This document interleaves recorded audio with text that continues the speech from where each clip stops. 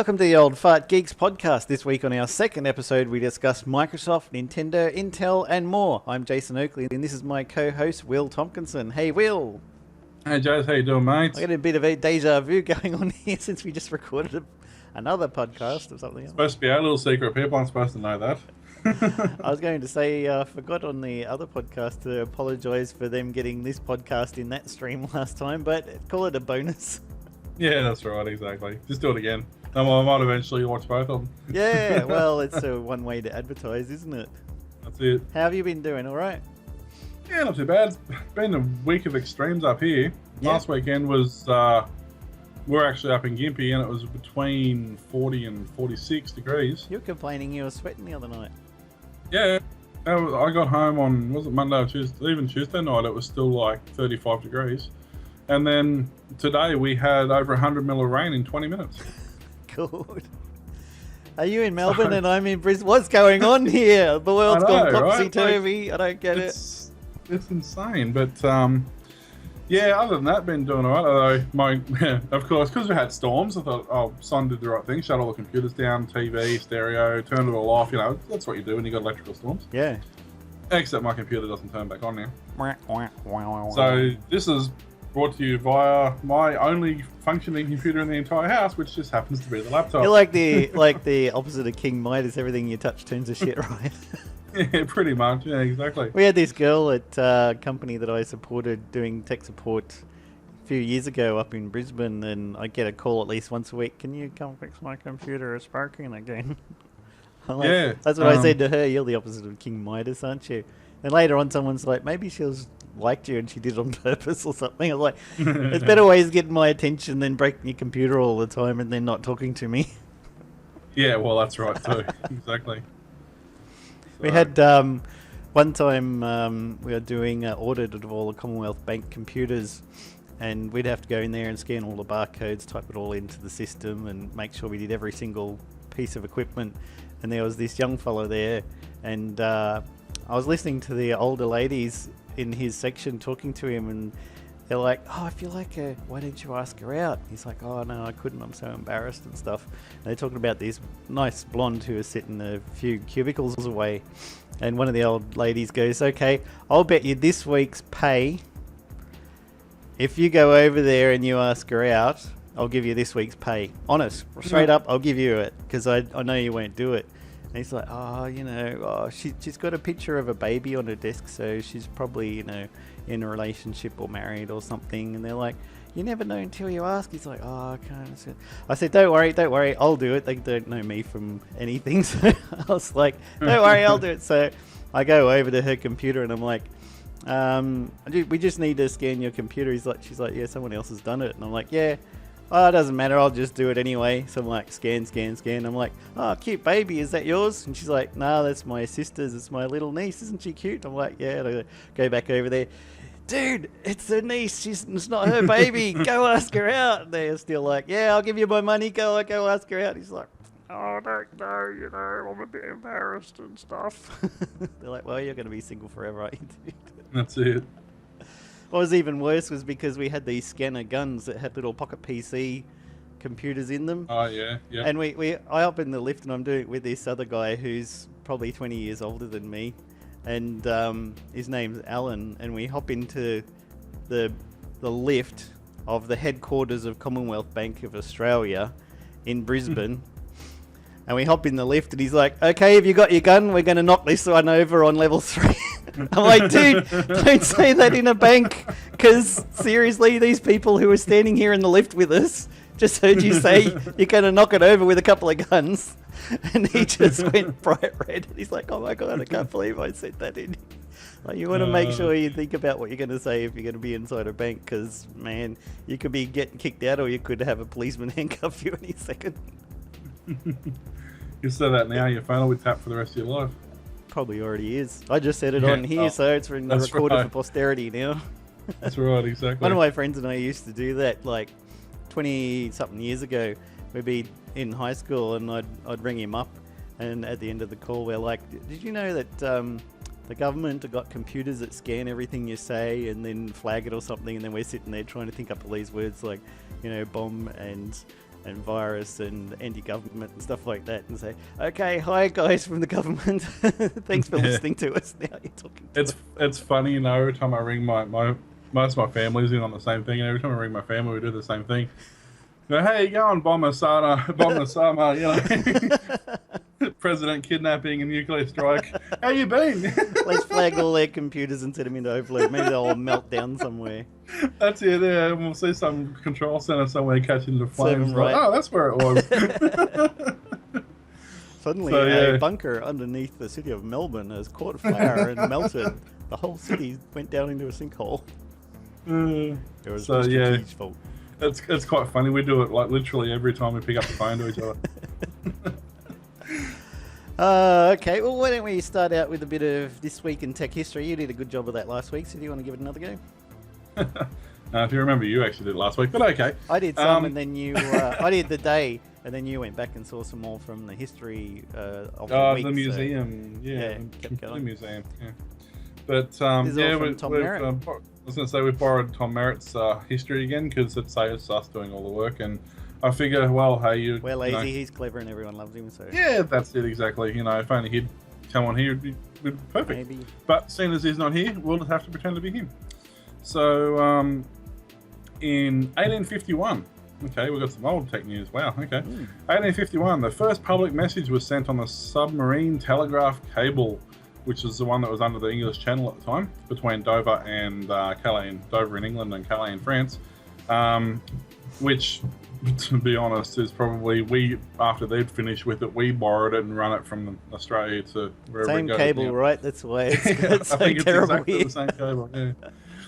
1904, so John Ambrose Fleming went scudding down Gower Street, interesting expression, in London on his way to patent the oscillation valve, which we fondly call the vacuum tube.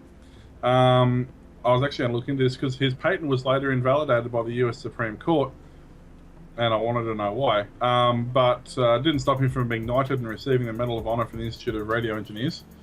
Probably because the Yanks probably wanted to call it their own or something because they're good at that. 1922, the BBC sent its first daily transmission from Station 2LO at Macaroni and Cheese House in London. Macaroni House. The boys out of the cheese. Arthur Brown's first director of programs read the first newscast. That was, 1922, so 90 years ago. Okay. 1928, Steamboat Willie. And if you haven't seen Steamboat Willie, you have to Why watch not? it. Everybody has parodied it. It's been on The Simpsons. It's been on Futurama. And you've got to watch Steamboat Willie. It's a technological milestone. Premiered at University Theatre in New York City. It was the first fully synchronized sound cartoon. It was directed by Walt Disney. And wow, I got a bit of dirt on my screen and it said Uptworks. UBI works. That's not right. It was also the first official appearance and Miley Cyrus, Uptworks. That's right. So happy birthday, Mickey! And by the way, can we have our copyright and public domain released earlier again, please? Yeah. Not every. What is it up to now? Well, it's 50. They want to extend it longer than that. Well, I think they didn't. It is in the States. I think it's like 100 in the States now. Yeah. So, 1930, Albert Einstein and Leo Szilard received a US patent for a refrigerator that required no electricity, just a heat source, and Ulux bought the patents later. They still use those today. They're still in use today in things like your three-way fridges that you take camping. I never had a three-way in a fridge before. It sounds pretty cool, though. Well, when you were camping. Confucius say men who go camping with women have one intent. Man who walks the airport door sideways going to Bangkok. Anyway, so what it basically is, it's what they call a three-way fridge. It runs on 12 volt, 240 volt, and usually LPG or some sort of gas. And it uses a liquid ammonia in the tubes, and it runs through a basic principle of gas expanding, causing heat, and heat, evaporating, cooling other parts of the fridge and stuff. So it's still a system that's used today. And when was that done? That was 1930. So, that's it's a fairly efficient way, as long as you've got a reliable heat source to cool things. So you heat things up and they get cooler. You can also do it with what they call a Peltier, which is a thermoelectric cooler, which is quite often found in people who do a lot of overclocking and things like that. They use Peltiers under the CPU. You apply a 12-volt power source to it. One side gets incredibly cold, and the other side transfers the heat and gets incredibly hot. So that's thermodynamics, kid. In this house, we obey the laws of thermodynamics. In 1947, Walter Brattain took a dump. What? Walter Brattain dumped a semiconductor experiment into a thermos of water and unexpectedly saw a large amplification of electricity. And working with John Bardeen, they developed it into a new amplifier that eventually would be called the transistor. And then for the next... Didn't they? I thought they got that from that alien spacecraft that crashed at Roswell in 1947. If that doesn't get the government onto the podcast, nothing will. They had to have a cover story for it, though. Yeah. Weather balloon. In 1965, apparently this was a really busy week. Yeah. In 1965, the Soviet Union launched the Venera. The venereal disease? What? Yeah, I don't know. Something about a space probe towards Venus. Too many jokes. Do you what now? It had become the first It had become the first spacecraft to reach the surface of another planet, though it failed to return data. It probably just kept its mouth shut. I'll have to do these ones. 1971, fantastic year. A lot of awesome, amazing people born in 1971, 10 years before other slightly less amazing people. I can't think of anybody off the top of my head, so... Out of your head. So must be off your head, right? Intel released the world's first commercial single-chip microprocessor, the 4004, with an advertisement in Electronic News. Though the chip may have been delivered earlier in the spring to some customers, it was the first complete CPU on a chip. Now they have system on a chip, which is the CPU and the graphics and the RAM and the everything on one single chip. It's quite cool. Tiny too, they get. 1971, also the American space probe Mariner 9 began orbiting Mars, becoming the first spacecraft to successfully orbit another planet. How about that? A lot of stuff happening with missions to things like big rocks in the sky. You saw that probe that they sent out and landed on the asteroid actually found organic particles on there before it shut down. Oh, okay. No, I actually didn't follow that up. I meant to, and then I forgot about it. Yeah, so it detected some organic stuff on there, and they're like, life, that's where we came from. That rock up there that's going around. And the Martians saw it, and they shot it. They made us. No, the Martians saw the probe, and they shot it, so we couldn't prove anything. Oh!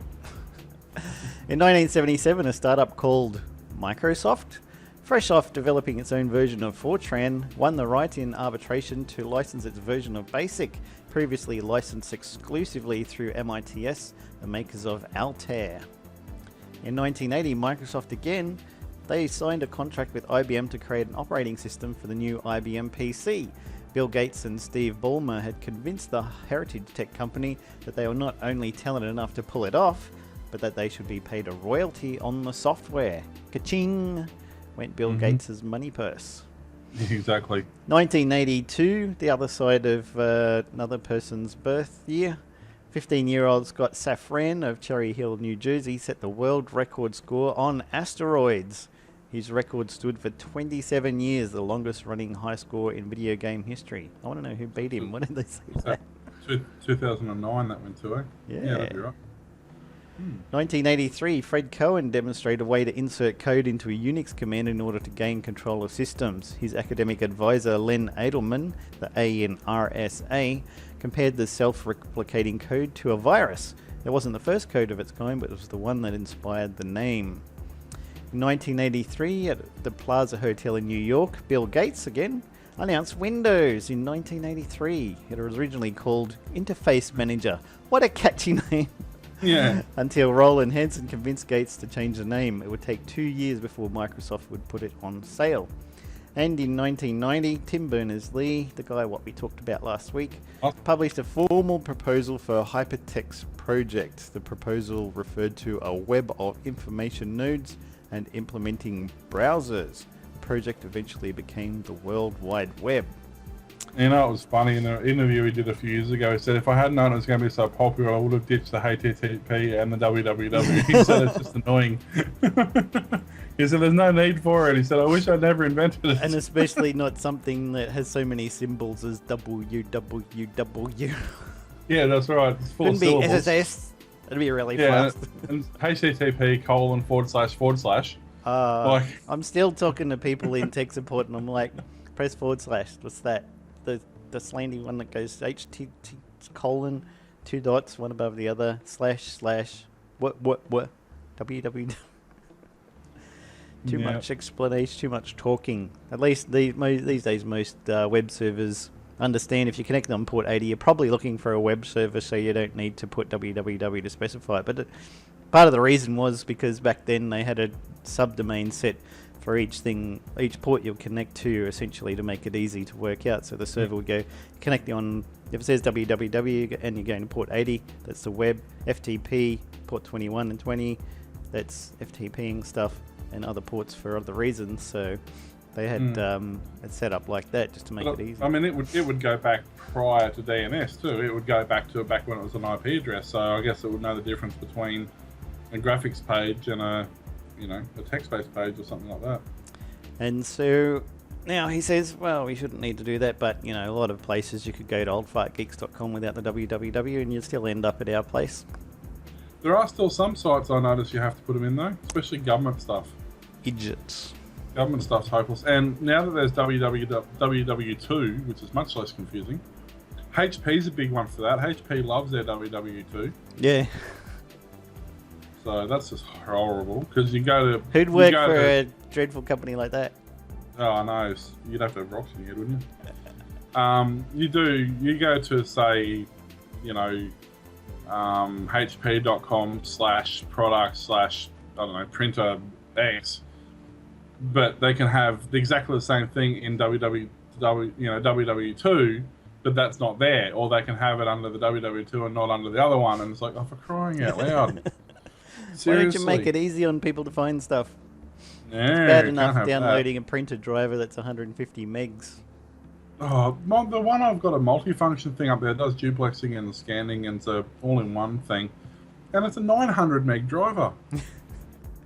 That's ridiculous. Like driver and GUI and it's 900 meg. I'm like, click here, you can buy your ink online directly from us. Oh, that is so annoying. Here's your usage monitor. We've detected that you've used 90% of your cartridge. Would you like to order another one? No. Shipping between 7 and 21 days.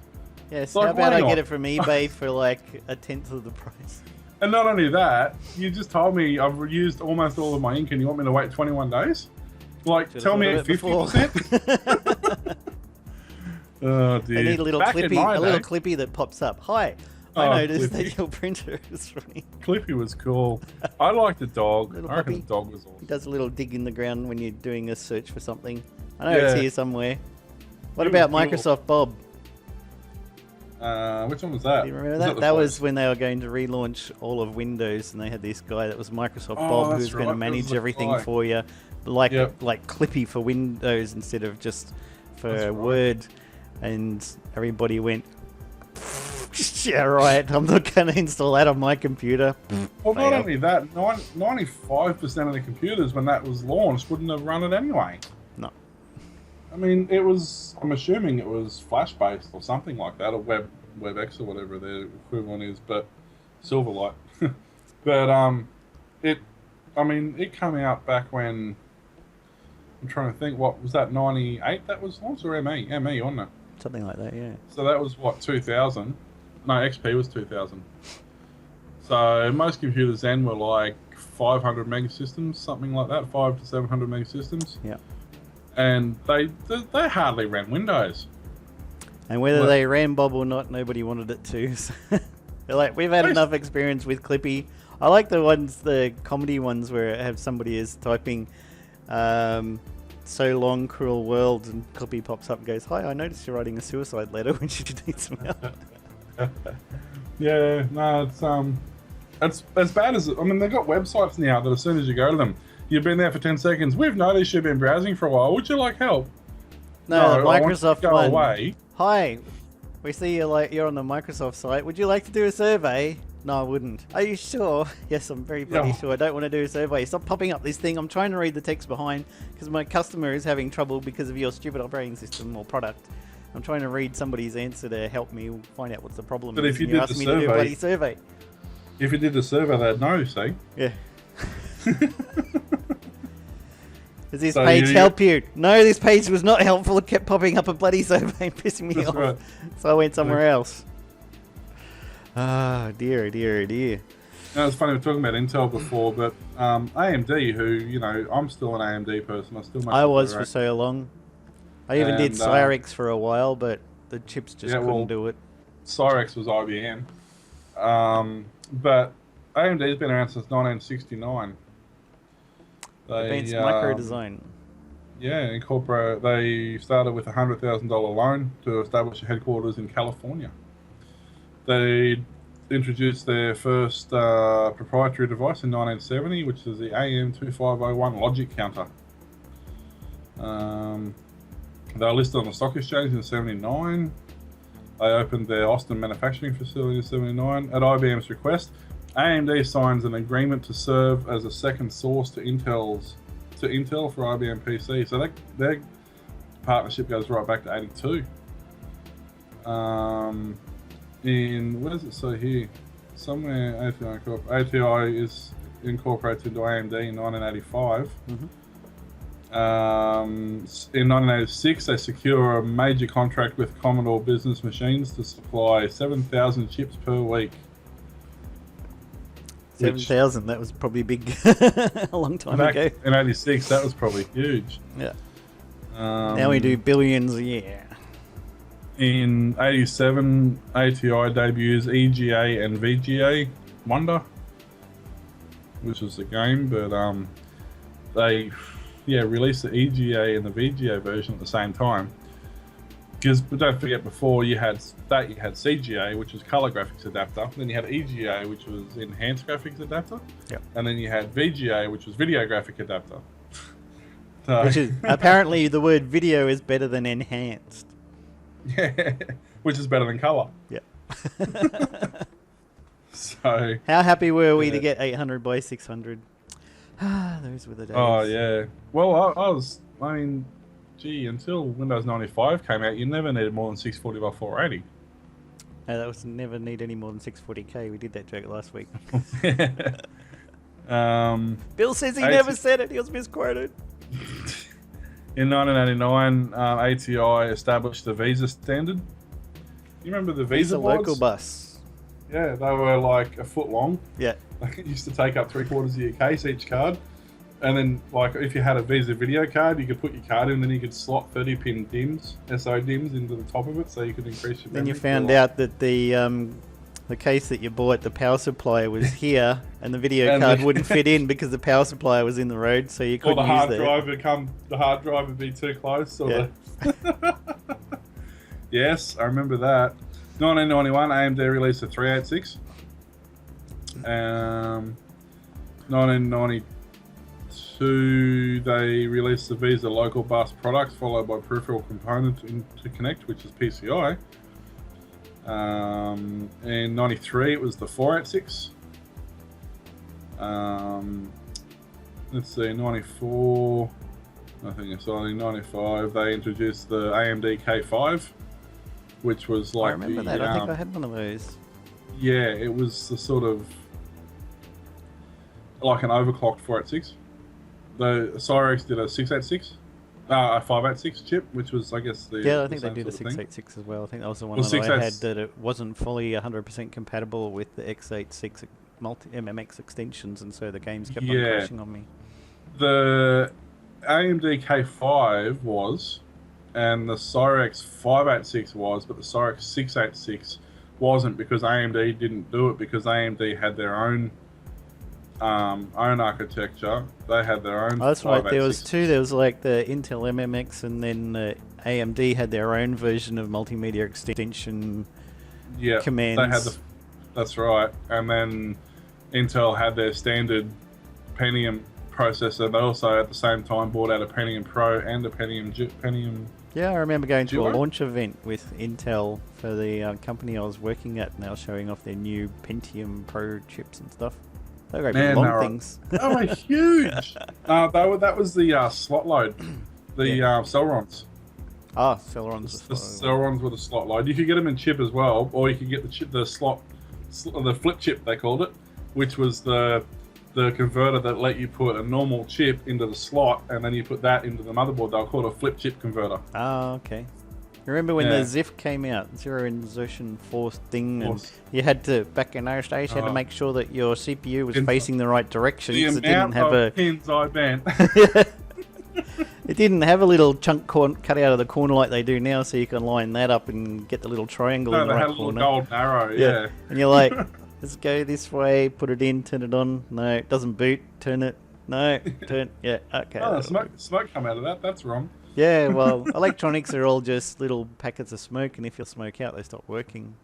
That's it. Yeah, then they brought out the K6 processor in '97. They're also the first graphics company to provide hardware support for DVD acceleration, which I remember because I actually had a mate of mine had a DVD player, but he had to have a proper DVD accelerator card to go with his DVD player so he could watch movies. Whereas because I had the AMD, I could put the DVD player straight into mine and play it straight through my 2 meg. Wasn't there like Creative Labs had their own special DVD with special connectors, proprietary and stuff? Yeah. It looked like it was an IDE connector, but an IDE you could use an IDE cable, but it wouldn't work in IDE. And it had to have, if you wanted to use that under DOS or Windows 95, you had to load up the files in the auto accept and the config sys first. And it also came with a little flat remote control that you could not only control the DVD player with, but you could use like a little mouse cursor and stuff as well. And then they brought them out DVD players with 2x speed, so you could load things twice as fast as before. CD players, you mean? Yeah, and then 4, 8, 16. I think they stopped about 16. That was about as far as they wanted to go. No, CD players went right up to 58 speed. 58. Yeah. The first CD player I had was a Pioneer cartridge load. Yeah. That had a... you put it in the cartridge thing and slot the whole thing in? Yeah, you put the CD into a plastic envelope sort of thing, and you slide the whole lot into the front of the thing. And it didn't even have an electronic. You push it and it click into place, and then you press the big button and thunk, and it'll pop out about 2 inches out of the drive. It's like an 8-track. Yeah, pretty much, yeah.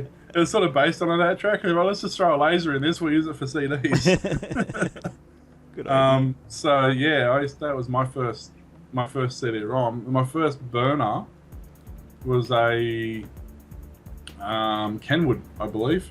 The Pioneer is my first CD-ROM, but I had Kenwood burner was my first single speed. No, actually, that was that was actually a SCSI. That was before I they came had a out. SCSI anything. That was I had that on my work computer because I had a SCSI RAID of hard drives. I had 4 hard drives in there. Then you have to have a SCSI Terminator at the end. Yep. This is the old, what do they call it? SCSI Mode 2 or something?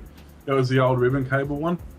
There's a couple of different SCSIs. There's a ribbon cable. There was like a daisy chain style one. There was a couple of different variations. This one was a really big wide, was it like a 70 pin or 80 pin or something? Massive big wide connector. And yeah, I think I had 4 SCSI drives in there, and and I had the single speed SCSI burner, and I had to actually run 2 power supplies. I had to run one power supply to run the hard drives, and then one power supply to run the rest of the system. And because the burners were so unstable, I had to have a second power supply just to run the burner to take the fluctuations out of the system. Hardcore stuff, dude.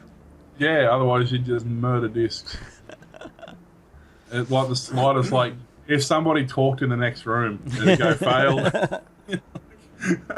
It was so hit and miss. Like, you'd probably successfully burn 1 in 10, you know.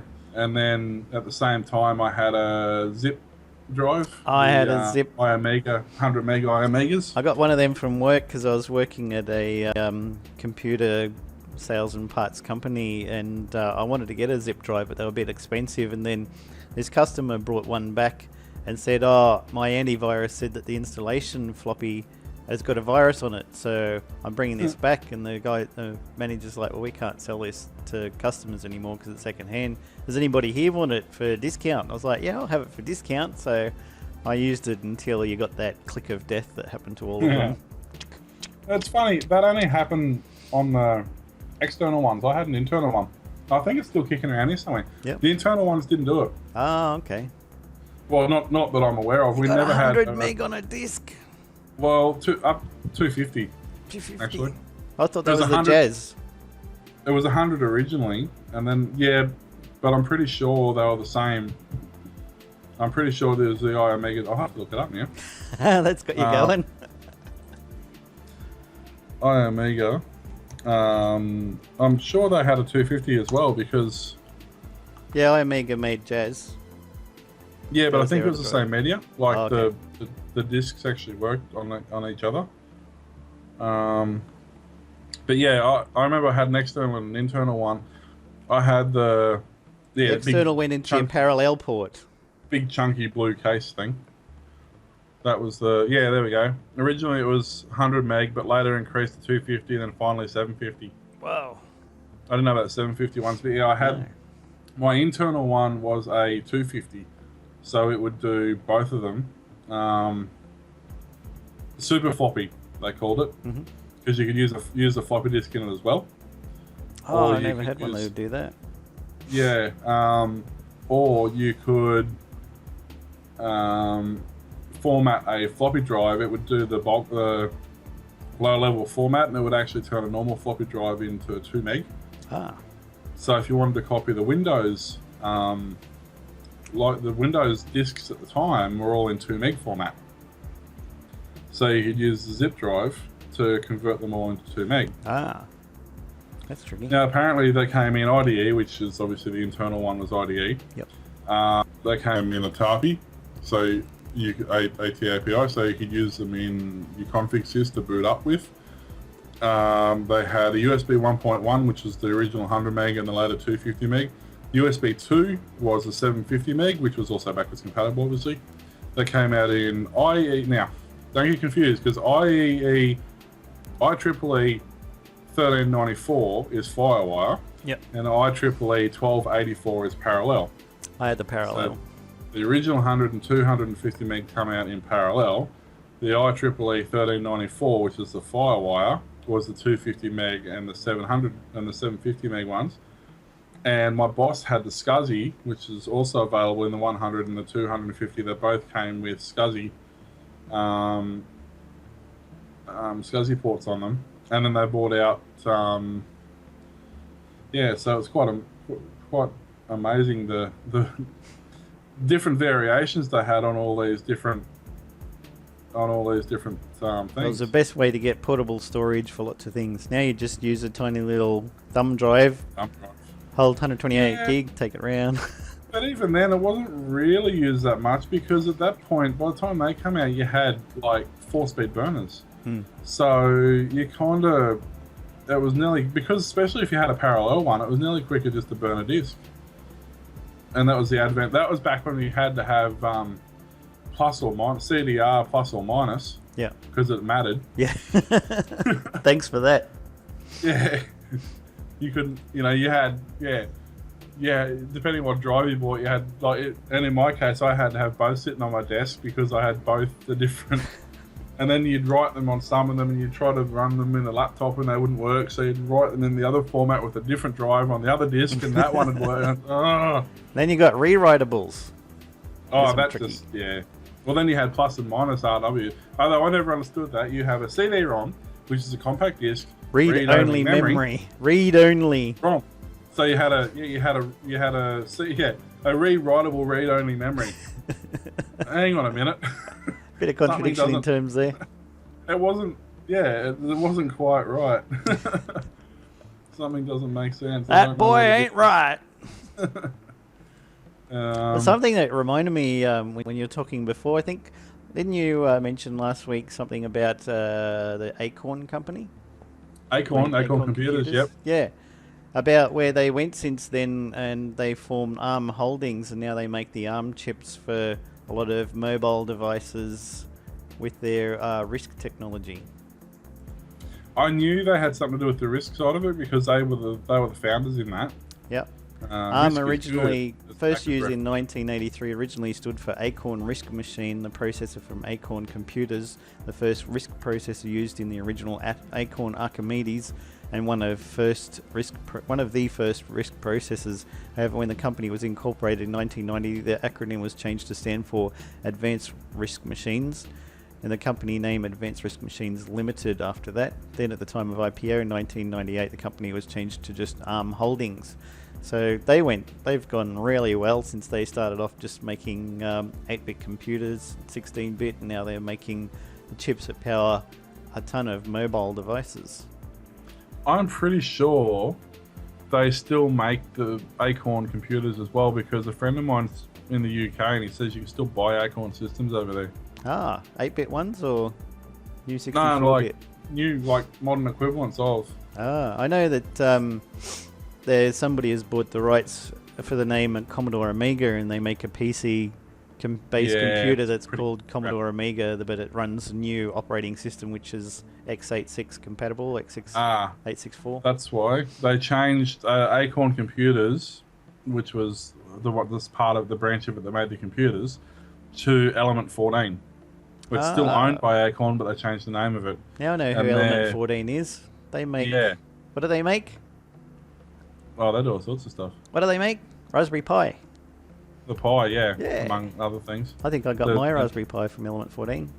Yeah, I know I got mine from RS, but yeah, they 1999 Acorn changed the computer, changed their Acorn computers to Element 14 Limited. So they're still owned by the Acorn Group, and they've been making computers since then. February 2000, they successfully.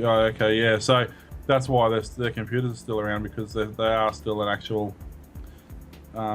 thing. So they've done well. They're one of the few non-mainstream computers or non-mainstream companies that have succeeded.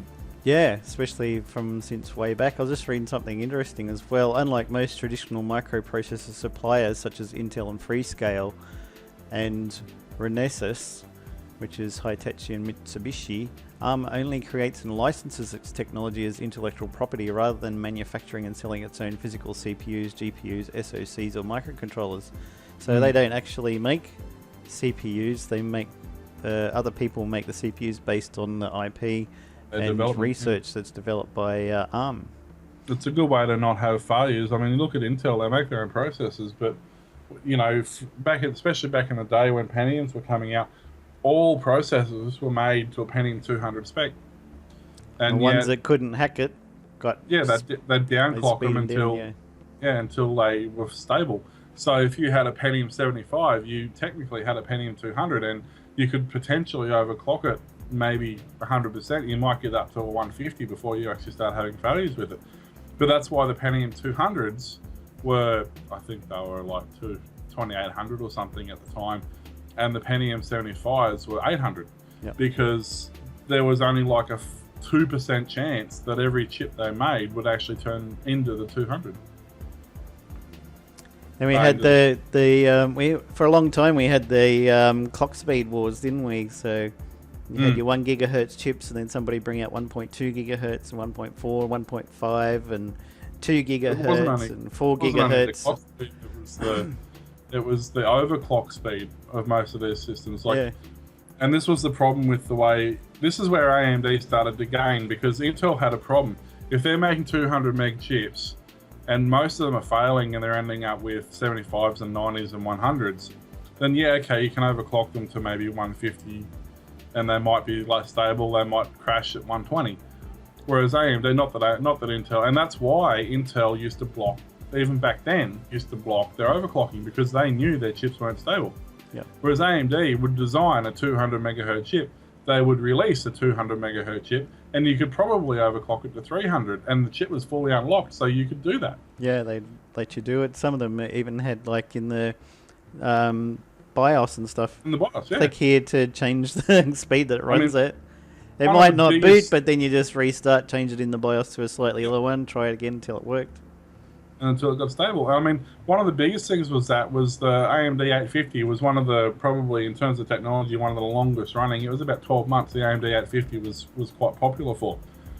And it would successfully run at 1.2, which at the time was huge, given that I think the fastest Intel chip was about a 900 or a 950. Yep. And the AMD, an entire system would set you back $800. Yeah. A 1 gig or 900 or whatever it was, Intel P2, I think it was, would be $1,000 just on its own. Yeah.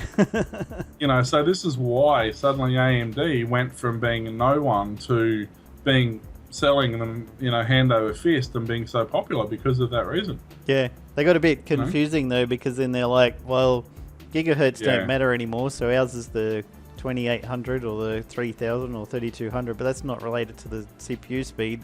That means it's still better than a 3.2 gigahertz Intel one, but we call it 3200 or something, and then people are like, what? It was the benchmarked equivalent of, so yeah, if it was a 2800, it was benchmarked at an Intel 2800, even though it was only a 2.4 clock speed. Yeah. So yeah, they weren't marketing their actual clock speed, but they were marketing what speed it was equivalent to. And when really that's all that matters, because if it's half the price and it's the same speed, well, and that's what I used to say, oh no, it's not true marketing. It's like, well, it is. They're telling you what the chip's faster to, and given that Intel were not only the benchmarks at the time, Intel actually had their hand in most of the software that was developed for benchmarking. So it would always show favorable speeds to Intel, and still does to this day. Intels will always show favorable speeds because most of the software is funded to some degree by Intel. It reminded me of that, there was, what is it, a chip, I can't remember, it was AMD or something, and they wrote the driver software to detect the word Quake was the name of the application that was running, and so it would change it'd reclock itself to a higher speed so it would give better benchmark results. Yep, there was a few, and you could do that with an AMD. You could actually do on the fly. And to this day, you actually still can. You can do on the fly OCing, but yeah, back in the day, you'd be able to do that. Like if I wanted to run Doom, for example, on my, on my 333, 333, I think it was. It'd run fine, so I didn't have to worry about it. But if I wanted to run Duke 3D, not Duke 3D, like Quake or Quake 2 or something like that, you'd have to bump the specs up. So you could just run a command, run a batch file that would load into a TSR, a terminate and stay resident program, and it would actually bump the clock up to a higher clock speed. It'd bump your PCI slots up, it'd bump your memory slot up, so that you had a faster system. Speaking of that, going the other way, you remember, did you ever run an application on your faster computers called MoSlow that would slow down old games so they were still playable on the super fast CPUs? I run DOSBox. DOSBox. Yep. Which does two things. One is it gives you an actual DOS prompt. Yep. And it actually emulates a C drive. So whatever's in your DOSBox folder, it sees that as C drive : or C : something. So it makes it really easy to find your files. You haven't got to go through long file names. And it does has a turbo or a speed throttling. It has an auto throttle, which for 95% of the games is pretty much spot on. It's only the really basic games like Sky Roads or Wacky Races that you've actually got to manually throttle down a bit. But 90% of the games you play, like your Rise of the Triads and Dukes and Dooms and things like that, it plays at the correct speed. It's a little bit fiddly to get the hang of because you've got to mount the virtual drive and stuff like that, but once you've understood that, it's really good. That's funny, I was cleaning up during the week and I've actually got, here it is, thing full of my old CDs that I had back in the day.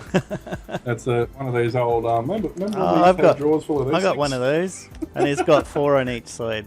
It's up in my cupboard there still. Yeah, well, this is my smaller one, so this has only got 2. But I can go back in the day when you used to, May 2007, PC user. Yep. Back when you used to get 200 fonts for free. You know. I went through one time. I installed like 1,000 or something fonts on my computer because I always loved dabbling in graphic design and stuff. And then I went through, sorted through all the ones I really liked, and then zipped them all up in a file, and I'd back that up onto everywhere I could think of. And then every time I got a new computer, first thing I'd do would open up my fonts.zip, install all of the fonts that I really liked. Look at that, 95 upgrade. An original CD. Did it have flying toasters though? That was Plus, wasn't it? Yeah. I do have a Plus CD. I don't know if it's in this one. Somewhere. January 1999. Issue 40 of PC Advisor. What can you do? Helpline 0451.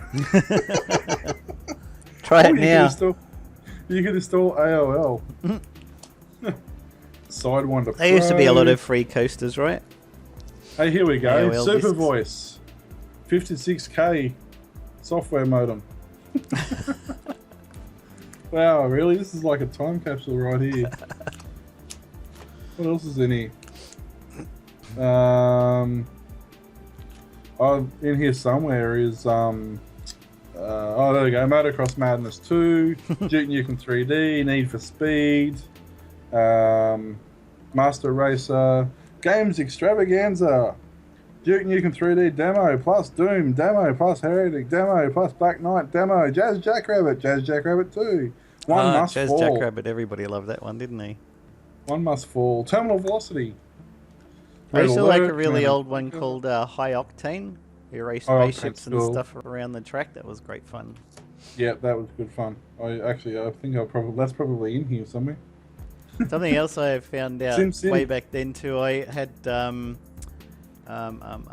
Daytona, and when it first came out on the PC, and you put Daytona in, and I had ran it on the computer, and I had a CD at the time. I just happened to have a CD from Prince in my drive that I'd been listening to, and when Daytona starts up, it thinks that it's reading the music off whatever disc is in the drive, so it just starts playing that. I was like, hey, this track actually goes good with the car racing.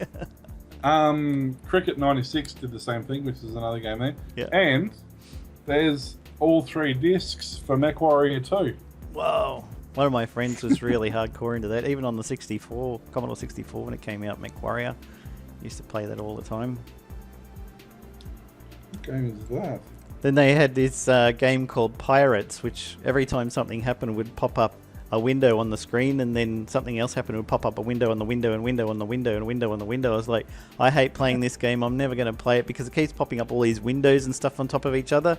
I never wanted to have that kind of user interface. It's terrible. And then we got Windows 3.1 came out and everyone was using it. It's like, look at this, dude. You said you wouldn't do stuff with window things popping up everywhere, and now that's all your life is. I was like, damn, it sucks.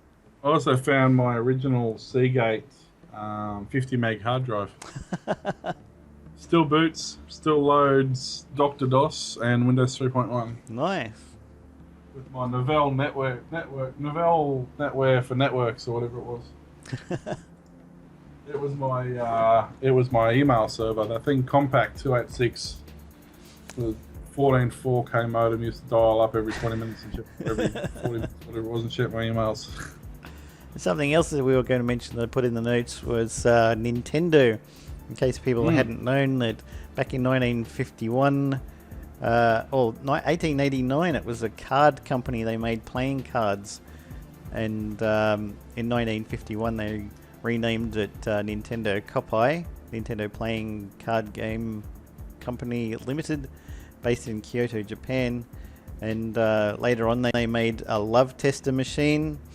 They got a bit of funding and tried a taxi company, a love hotel chain, a TV network, a food company selling instant rice, and several other ventures, and they all failed. And then eventually they made the Ultra Machine Love Tester, and they also had a light gun, some light gun games which became popular with the laser clay shooting system. And then they're like, okay, we should get into making some electronic game things. And then one of the founders was watching a guy on the bullet train who was just idly flicking around with his LCD calculator for something to do while he was on the train. He's like, imagine if we could make little portable games like that and in LCD. And so that's where the Game & Watch came out. They invented from that. And then, of course, everybody knows about Shigeru Miyamoto, who came up with the idea for Donkey Kong, and that just boosted the company way out. It became the really huge company, one of the most famous games ever played. Yep, and then they bought out the watches. Then, of course, the Nintendo Entertainment System. They had watches before Apple and Google. They did, and they were cooler too. They Yeah. played Donkey Kong and Mario. Yeah. And then in 1989, of course, they released the Game Boy. Yep. Now, we got the Game Boy here. I think we got it 1990 or 91. We didn't get it right on the launch date. I was very tempted to get the Game Boy Advance when it came out. I really wanted one, but I never put down the money for it. Well, the Game Boy Advance was a lot later. You had the Game Boy, and then you had the Game Boy Pocket, which was their first attempt at smallerizing things. Yep. The screen was a little bit cleaner. It was more of a black on grey rather than a green on green. It was a little bit thinner. It only ran on two AAA batteries instead of 4 AA's. And so that was... So the original Game Boy was about $200, if I remember correctly. The Game Boy Pocket was only... it came out in... about 96, so it came out 7 years later. And it was about $100. And then the Game Boy Light was only in Japan, unfortunately, and it was basically the Game Boy Pocket, but actually had an integrated backlight into the screen. Yeah. That actually worked, and you could actually see things Instead of a clip-on one. Yeah, it was amazing, and then unfortunately never left Japan. Then of course you had the first Game Boy Color. It came out in '98, and it was about I think it was about $160 or something like that. And then in 2001. Was the Game Boy Advanced, and it was $250 or something like that. But it was the start of the coloured screen. Yep. Didn't they have like a little micro Game Boy or something? Yeah. After they bought out the Game Boy Advance, they bought out the Game Boy Advance SP, which was basically looks like a cigarette packet that flipped open. Yep. And it was in 2003, and it was about $200. And then in 2005 they bought out the Game Boy Micro, which was about also about $200, and it was the last of the line. It was fairly small actually. It's funny, they went from having 4 shades of grey or 4 shades of green early on, as opposed to 50. With little blippy sound effects. Yeah, and they ended up, towards the end, they were 511 simultaneous characters, 32, simultaneous bitmap colors. It was with 5 brightness levels. They had front lights, back lights, 6-channel audio, rather than. Although ironically, the original Game Boy, and actually I think all the Game Boys up until like the Advance only ever had mono speakers. Yet all the games were actually written in 2-channel stereo. So even though they never actually, you could never understand it. Yeah, if you put headphones in, you'd get stereo. Yeah. It's funny, the processors, they even got, they started off as a 4 meg processor, and right through until the Game Boy Advanced, then they went to an 8 meg, and then the very last one that was released was only a 16 meg. Jeez. Same with the RAM. They went from 8K of RAM to 16K to 256K. So there's not technically... And the games they squeezed into that. They didn't really improve. The one thing they did improve on was the battery life. You went from 4 AA batteries, which gave you, I guess depending on how cheap your parents were and what sort of batteries they bought, but anywhere from like 20 to 25 hours. Yep. They went to 2 AAA batteries, which ran for nearly the same amount of time, Then the backlit one only had 2 AA batteries, and it ran for nearly the same amount of time, right down to the last one that was released with a 460 milliamp lithium-ion battery that ran for 10 hours, but only had a 15-minute recharge time. So, you know, that's, and yet they're still available. You look up on eBay a Game Boy. Yep. You know, and they're going for ridiculous amounts of money. I actually saw an original last night. I was flicking through eBay. Shouldn't tell me this, and now you're making me want to go to eBay and buy something.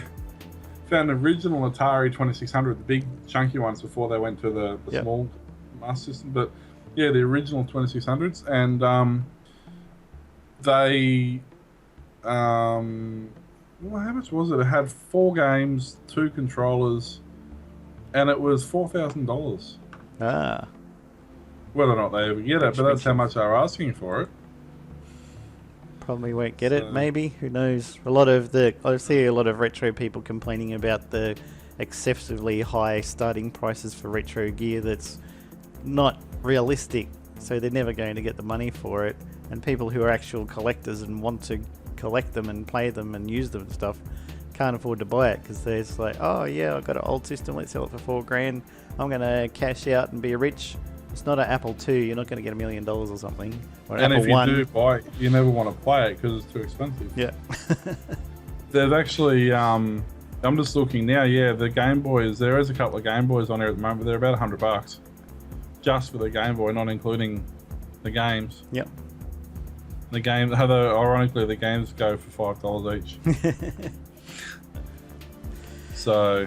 Yes. Anyway, thanks for listening and watching the second episode of the Old Fart Geeks podcast. Make sure you subscribe in iTunes or your other favourite podcast application. You can also watch our show on YouTube at youtube.com/oldfartgeeks. Don't forget to subscribe so you'll keep up to date with our shows. And don't forget, you can follow us on the Twitters. Our accounts are at Warlock, WAULOK, and Mr. Tompkinson, MRTOMKINSON. I'll let you figure out who's who. Don't forget our own show account, which is Old Fart Geeks. It's not Old Fat Geeks, nor other Old Geek Farts. It is Old Fart Geeks. Although we probably should register the other ones, just it's so confusing. Yeah. Music for the show is provided by Free Music Archive. And I guess that's all I'll say is thanks for listening. Thanks, guys. See you next time. Bye.